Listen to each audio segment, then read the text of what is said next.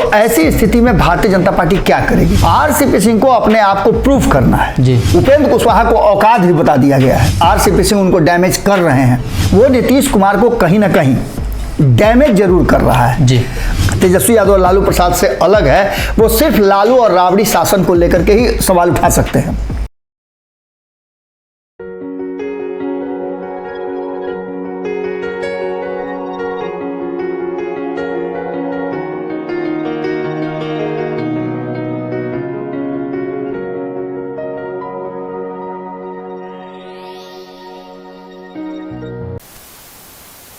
नमस्कार, भारत लाइव देख रहे हैं आप और ये रातों रात है जहां हम बिहार की सियासत से जुड़ी हुई उन खबरों पर चर्चा करते हैं जो खबर छुपी होती है, लेकिन हम आपको बताते हैं कि बिहार की सियासत में वो खबर कैसे प्रभाव डालेगी। हालांकि बिहार में नीतीश कुमार को लेकर जो चर्चा हो रही है, इन चर्चाओं के बीच भारतीय जनता पार्टी का हिडन एजेंडा भी काम करने लगा है। दरअसल अमित शाह का आगमन है और अमित शाह के आगमन के पहले भारतीय जनता पार्टी बिहार में बड़े स्तर पर एनआईए का छापा, यानी जो सेंट्रल एजेंसियां हैं वो छापेमारी कर रही है। कई चीज़ें निकलकर सामने आएंगी, लेकिन इन सभी खबरों से हटकर हम आपको इस रातों रात में वो खबर देने जा रहे हैं जो भाजपा का लॉन्ग टर्म प्लान है। और आरसीपी सिंह की बिहार में वापसी होते नीतीश कुमार की उल्टी गिनती शुरू हो जाएगी। बाबा सब कुछ बताएंगे, इनके पास पूरा रोड मैप है कि कैसे आरसीपी सिंह बिहार में वापसी करेंगे तो नीतीश कुमार की उल्टी गिनती शुरू हो जाएगी। बाबा, आरसीपी सिंह अभी तक तो दिल्ली में है, चर्चा चल रही है कि अब बिहार आ रहे हैं हम। सनी, सबसे पहले तो इस क्रोनोलॉजी को समझना होगा कि चाहे जिस तरह का भी युद्ध हो, चाहे वो राजनीतिक युद्ध हो या आम जीवन का युद्ध हो, युद्ध में सबसे मजबूत जगह देखा जाता है कि कौन कहाँ कितना मजबूत है जी जी। उसके आंकड़े निकाले जाते हैं, उसके बाद उस पर अटैक करने की रणनीति बनाई जाती है। तो अभी वर्तमान परिस्थिति में जो बिहार का जो स्थिति है, उस स्थिति में 40 में से 39 सीटें जीतने वाली एनडीए अब 2 फाड़ हो गई है। उसको कहिए कि 3 फाड़ हो गई है। 3 फाड़ कैसे हो गई? एक तो आप एलजेपी को ले लीजिए, एलजेपी का 2 फाड़ हुआ, जिसमें से एक एनडीए के तरफ है और दूसरा पता नहीं किसके तरफ है जी जी, जिनके पास 4 विधायकों की संख्या है। दूसरा सबसे महत्वपूर्ण बात है कि नीतीश कुमार 16 सांसदों को लेकर के बाहर आ गए, यानी भारतीय जनता पार्टी 50% से भी कम हो गई है। तो भारतीय जनता पार्टी निश्चित रूप से 2024 की तैयारी कर रही है, तो वो अपने लिए रास्ता निकालेगी जी। तो रास्ता निश्चित रूप से वहीं से निकालेगी जहां वो मजबूत नहीं है, यानी कि जो कमजोर है, क्योंकि मजबूत जगहों पे तो वो मजबूत है ही, उसके 17 सांसद हैं। तो आपका सीधा इशारा सीमांचल के क्षेत्र में भाजपा का बिल्कुल बिल्कुल सर, सिर्फ सीमांचल ही नहीं है, सीमांचल से जो शुरू हो रहा है उसके बाद से आप सीधे पड़ जाइए शाहाबाद की तरफ जी, जो आज हम चर्चा करने के लिए बैठे राजद का वर्चस्व वाला क्षेत्र है। बिल्कुल, राजद का वर्चस्व, दोनों जगह राजद का वर्चस्व है। बिल्कुल, राजद का वर्चस्व है। और विधानसभा में जो परिणाम आए हैं वो बड़ा महत्वपूर्ण है, वो प्रभावित करते हैं लोकसभा के परिणाम को जी। और ये जरूरी नहीं है कि हर बार सर्जिकल स्ट्राइक हो या हर बार इस तरह की कोई बात हो जिसको लेकर के ये कहा जाए कि Bharatiya Janata party clean sweep करेगी जी। हर बार इस बार तो नीतीश कुमार भी साथ में नहीं है। तो ऐसी स्थिति में भारतीय जनता पार्टी क्या करेगी? तो भारतीय जनता पार्टी ने एक योजना बनाई है, एक रणनीति बनाई है, जिसकी चर्चा हम लगातार कर रहे हैं। और पंचनामा में हमने 2 दिन पहले भी सुना था कि संपादक नमन मिश्रा जी इस बात की चर्चा कर रहे थे। उसके अलावा और भी कई खबरों में हमने देखा, भारत लाइव पर इस बात की चर्चा हो रही थी कि आखिर भारतीय जनता पार्टी और नीतीश कुमार के बीच में जो आंकड़े चल रहे हैं, जो टसन चल रहा है, उसमें अंतर कहाँ पैदा हो रहा है। तो देखिए, सबसे बड़ी बात है कि भारतीय जनता पार्टी और नीतीश कुमार के अलग होने से अंतर 2 जगह पड़ रहा है। एक जगह अंतर पड़ रहा है कि तेजस्वी यादव नीतीश कुमार के साथ हैं, तो उनकी ताकत जो बढ़ी हुई है। हाँ, तो ऐसी स्थिति में भारतीय जनता पार्टी को इस बात को, और भारतीय जनता पार्टी इस रास्ते पे चलती है कि दुश्मन को कभी कमजोर नहीं समझती है जी। और समझना भी नहीं चाहिए। तो ऐसी स्थिति में भारतीय जनता पार्टी तेजस्वी यादव पर ज़्यादा अटैकिंग है। आपने देखा भी होगा कि नीतीश कुमार से ज़्यादा वो तेजस्वी यादव पर अटैकिंग है। और बार बार तेजस्वी यादव के माता पिता के जंगल राज को लेकर के नीतीश कुमार जो बोले, एनडीए में रह करके उन बातों की चर्चा हो रही है, भ्रष्टाचार की चर्चा हो रही है, यानी हर तरफ से घेरने की चर्चा हो रही है। वहीं आपको बता दें कि दिल्ली में एक बड़ी बैठक करने के बाद भारतीय जनता पार्टी ने कुछ लोगों को टास्क दिया है। इसमें आप नाम जोड़ सकते हैं चिराग पासवान का जी। चिराग पासवान का आपको पता ही है कि उन्होंने कुछ शर्तें रखी थी, इसकी चर्चा भी भारत लाइव में सबसे पहले की थी कि जो शर्त रखा है उस शर्तों में से अधिकांश शर्त को भारतीय जनता पार्टी ने मान लिया है, लेकिन जब आपके साथ शर्त की बात होगी, आपके साथ कोई हम अनुबंध करेंगे तो उस अनुबंध में आपको भी एक अनुबंध का हिस्सा बनना पड़ेगा और आपको भी हमारे ग्रीवांसेस को मानना पड़ेगा जी। तो चिराग पासवान जो है उनको भी टास्क दिया गया है और सबसे बड़ा टास्क दिया गया है आरसीपी सिंह को अपने आप को प्रूव करना है जी, क्योंकि आरसीपी सिंह जब तक नीतीश कुमार के साथ रहे तब तक वो नीतीश कुमार के बगल वाली कुर्सी बैठते थे और कहा जाता था कि सुपर सीएम वही है। पार्टी उन्हीं के बदौलत चल रही है, उनको लेकर के कई सारी बातें कही जाती थी जी। आज वर्तमान परिस्थिति में वो नीतीश कुमार से अलग है, तो ऐसी स्थिति में उन्हें टास्क जो दिया गया है वो टास्क है कि खुद को प्रूफ करने का जी। वो कितना अधिक जदयू और राष्ट्रीय जनता दल के साथ साथ महागठबंधन को प्रभावित कर सकते हैं, उनके पास दमखम कितना है।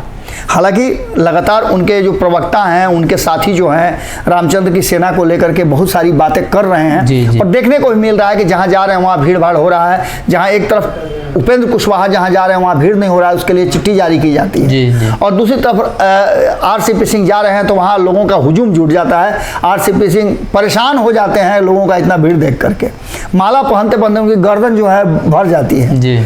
तो ऐसी स्थिति में आरसीपी सिंह जमीनी हकीकत क्या है, लोग उनसे मिलजुल तो रहे हैं लेकिन सपोर्ट कितना उनको करेंगे आने वाले चुनाव में, वो भारतीय जनता पार्टी के साथ यदि आते हैं तो भारतीय जनता पार्टी को कितना फायदा दिला सकते हैं और नीतीश को कितना डैमेज कर सकते हैं। एक बात तो प्रूफ हो चुकी है कि चिराग पासवान ने 2020 के चुनाव में खुद को प्रूफ किया है जी। उन्होंने नीतीश कुमार को 43 सीट पर आने के लिए मजबूर कर दिया और इसकी चर्चा लगातार आपने देखा होगा कि जनता दल यूनाइटेड के भीतर चल रहा है जी। इस बार भी जब अलग हुए थे नीतीश कुमार एनडीए से तो उन्होंने स्पष्ट कहा था कि चिराग मॉडल के कारण को लगा करके और हमें कमजोर करने का कोशिश किया गया जी। अब सीधी सी बात है कि आरसीपी सिंह कितना मजबूत है इसका अंदाजा आपको लगाना होगा। आरसीपी सिंह को टास्क मिला है और टास्क के हिसाब से वो कई जिला में घूमने के बाद अब शाहाबाद की तरफ निकल रहे हैं जी। शाहाबाद के कई विधानसभा क्षेत्रों में उनका कार्यक्रम है। डिटेल्स तो आप लोगों ने दे ही दिया है और बिहार की जनता काफी अवेयर है राजनीतिक रूप से, डिटेल्स देने की जरूरत नहीं है। लेकिन पटना से जो निकलेंगे वो कैमूर तक होते हुए जी मुंडेश्वरी मंदिर तक जाएंगे और पूजा पाठ आजकल ज्यादा कर रहे हैं तो पूजा पाठ भी करेंगे और उसी बहाने वो अपना दमखम भी दिखाएंगे। और सबसे बड़ी बात यह है कि अगर ये दमखम उनका सही दिशा में जा रहा है, जो कि अब तक सही दिशा में गया है, जिसका प्रमाण है कि भारतीय जनता पार्टी उन पर भरोसा कर रही है। और दूसरा, नीतीश कुमार की बेचैनी बढ़ गई है जी। नीतीश कुमार की भाषा आप देखे होंगे कि जिस तरह की भाषा का प्रयोग कर रहे हैं, पहले ये इन्हीं तरह की भाषा, इसी भाषाओं का प्रयोग वो तेजस्वी यादव के लिए किया करते थे जी।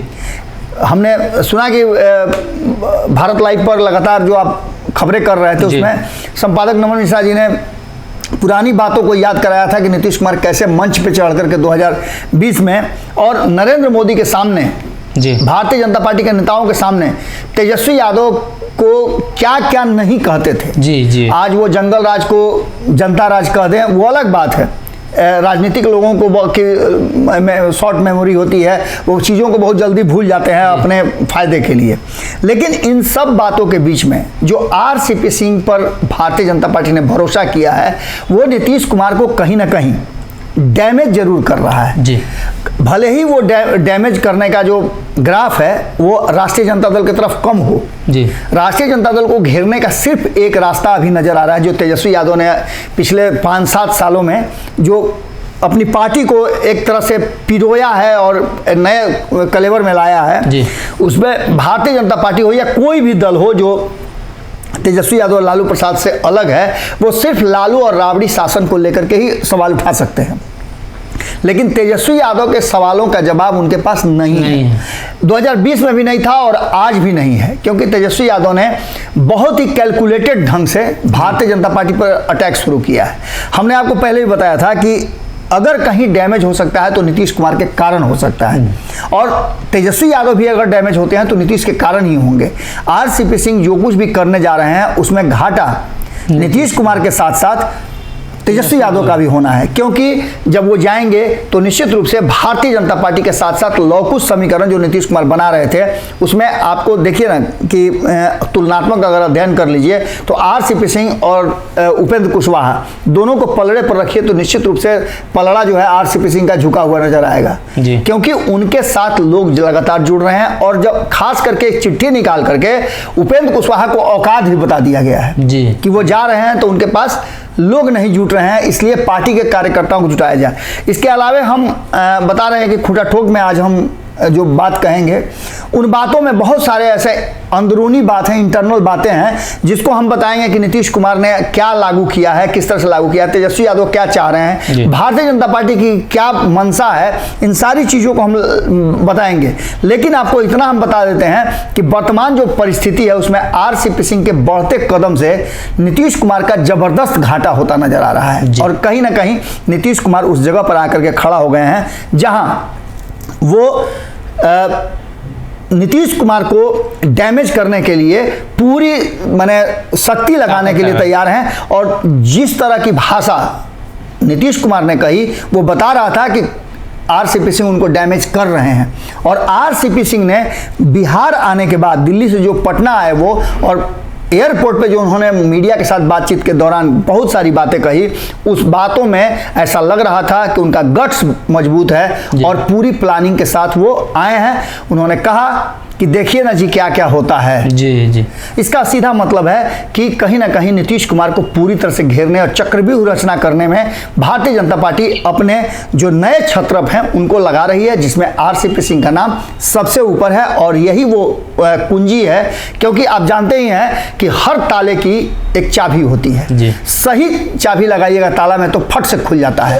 कहीं ऐसा ना हो जाए कि नीतीश कुमार जैसे ताला की चाबी आरसीपी बन जाए। जी, तो कहीं ना कहीं आरसीपी सिंह का ये दौरा काफ़ी महत्वपूर्ण है और उन क्षेत्रों में जहां राजद मजबूत है जदयू कमजोर है, तो ऐसे में भारतीय जनता पार्टी के पाले में वोट बैंक को खींचना भी आरसीपी सिंह के लिए काफ़ी महत्वपूर्ण होगा। हालांकि आरसीपी सिंह खुद अपनी जमीन को बना रहे हैं, लेकिन आने वाले दिनों में वो भाजपा के साथ जुड़ेंगे, इस बात के भी लगातार कयास लगाए जा रहे हैं।